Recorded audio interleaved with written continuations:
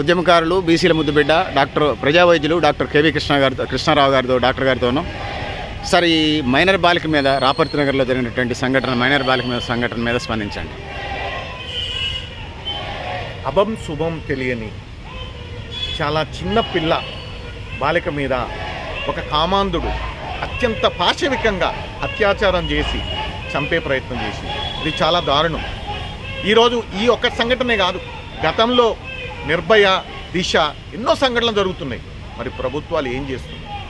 మరి ఈ యొక్క కామాంధుల్ని కట్టడి చేయాలంటే కఠినతరమైనటువంటి చర్యలు, కఠినతరమైనటువంటి చట్టాలు ఉండాలి. ఆ చట్టాల్ని ఇంప్లిమెంట్ చేసే విధంగా, అమలు చేసే విధంగా ప్రభుత్వాలు చూడాల్సిన బాధ్యత ప్రభుత్వాల మీద ఉంది.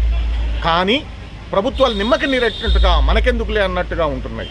దాంతో కామాంధులు రెచ్చిపోతున్నారు. ఈరోజు ఎవరైనా కావచ్చు, కులాలకి మతాలకు అతీతంగా అందరూ సంఘటితంగా ఈ యొక్క కార్యాన్ని ముక్త కంఠంతో ఖండించాల్సిన అవసరం ఉంది.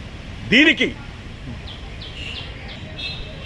ఈ యొక్క చర్యని పూర్తిగా మేము ఖండిస్తున్నాం. మరొక్క అమ్మాయి, మరొక్క తల్లిదండ్రులు ఈ మనోవేదనకు గురి కాకుండా చూడాల్సిన బాధ్యత ప్రభుత్వాల మీద ఉంది. ఫాస్ట్ ట్రాక్ కోర్టులు ఏర్పాటు చేసి సత్వరమే నిందితుడికి ఉరిశిక్ష పడేటట్టుగా న్యాయం చేయాలి. అదేవిధంగా బాధిత కుటుంబాన్ని ఘనంగా ఆదుకోవాలి. అంటే ఆ బాధిత కుటుంబానికి 1 కోటి వరకు డిపాజిట్ చేయాలి. ఎందుకంటే ఆమె దాదాపు ఇప్పుడు బతికినా చచ్చినట్టే వాస్తవానికి. ఎందుకంటే వెన్నుపాము మొత్తం పోయింది.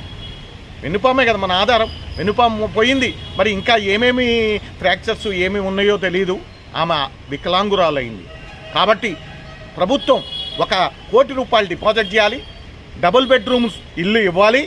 అదేవిధంగా ఆమెని వాళ్ళ కుటుంబంలో కానీ ఆమెకు కానీ ఒక జాబు అంటే ఉద్యోగం కల్పించాల్సిన బాధ్యత ప్రభుత్వం మీద ఉంది.